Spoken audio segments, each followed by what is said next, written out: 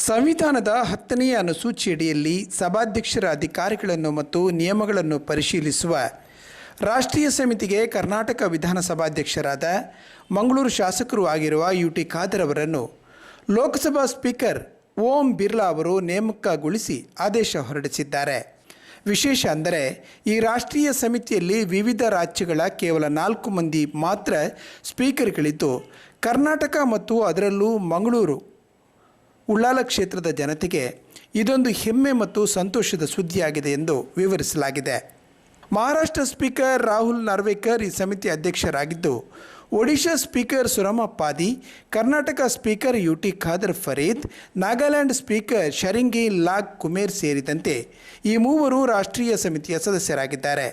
ಕರ್ನಾಟಕ ವಿಧಾನಸಭೆಗೆ ಚುರುಕು ಮುಟ್ಟಿಸಿ ಆಮೂಲಾಗ್ರ ಬದಲಾವಣೆ ತಂದಿರುವ ಯುಟಿ ಖಾದರ್ ಅವರಿಗೆ ಈ ಸ್ಥಾನ ಹರವಾಗಿಯೇ ಸಂದಿದೆ ಎಂದು ತಿಳಿಸಲಾಗಿದೆ.